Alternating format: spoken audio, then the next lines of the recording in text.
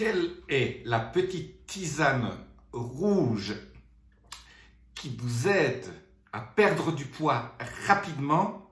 Je n'en ai jamais parlé, je l'ai découverte lors d'un de mes voyages en Afrique du Sud. Vous pouvez le trouver en Europe et partout dans le monde. Je vous donne tout de suite le secret de cette tisane rouge qui est extraordinaire, dont des études viennent de paraître, qui montrent l'extraordinaire avantage au niveau de la perte de poids et comment ça se passe. Je vous explique tout de suite pourquoi et le comment et le quoi.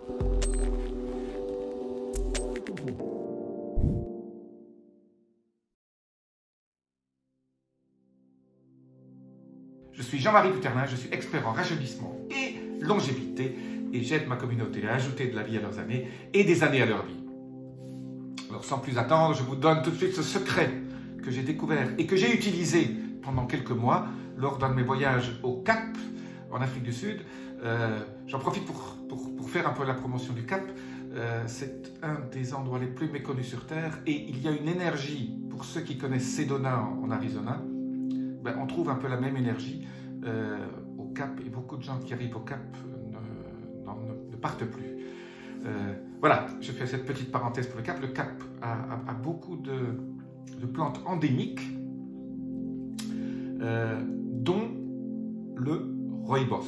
Le rooibos, R-O-I-B-O-S.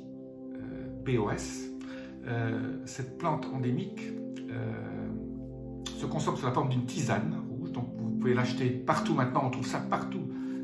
C'est devenu une plante absolument extraordinaire depuis que des études ont été publiées qui montrent en fait 4 choses. D'abord, je vais vous dire que moi, chaque fois que je fais du jeûne, un jeûne total de 2, 3 ou 4 jours, la seule chose que je bois, c'est le thé rooibos. Donc cette tisane qui est rouge et en plus a très bon goût. Et elle a un avantage énorme, c'est le premier avantage qu'elle a, c'est qu'elle ne contient ni de théine ni de caféine. Et donc on peut en boire 1 litre par jour, 2 litres par jour, sans aucun problème. La chose importante dans le rooibos, ce sont les polyphénols. Mais ce sont des polyphénols spéciaux qui ont ces avantages dont je vais vous parler tout de suite. Le premier qui est extraordinaire, c'est qu'il inhibe la production de nouvelles cellules de graisse. Donc, vous savez, ou vous ne savez peut-être pas, dans ce cas-là je vous l'apprends, une fois qu'une cellule qu'on appelle un adipocyte est créée, il ne disparaît plus. La seule façon de le faire disparaître, c'est la liposuction. Alors c'est vrai qu'un adipocyte peut avoir jusqu'à 50 fois son volume, on peut faire en sorte qu'il devienne très petit, mais une fois qu'une cellule est créée, elle ne disparaît plus. Donc ça c'est la première chose. Donc une fois que vous créez des adipocytes, vous les avez pour toute votre vie, sauf aller chez le chirurgien esthétique. Donc le rooibos, une étude montre, inhibe la production de ces adipocytes.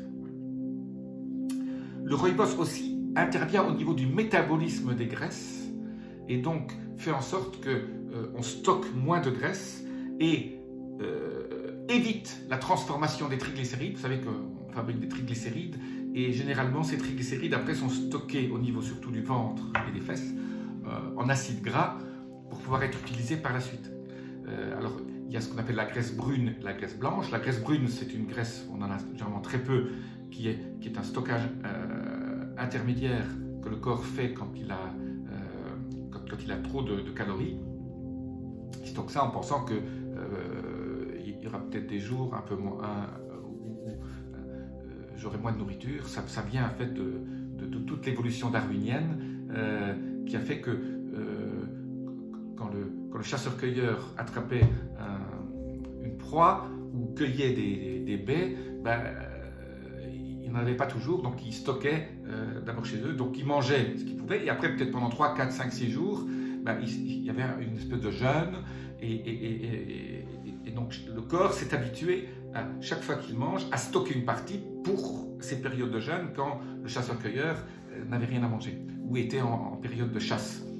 Et donc, il fallait que cette graisse aussi soit très efficiente, à être transformée très rapidement en glucose, parce que si pendant 3 jours, le chasseur n'avait pas mangé et il a besoin d'aller chasser, il faut qu'il soit en pleine forme. Et donc, cette graisse brune est est extrêmement facile à transformer en glucose par le corps.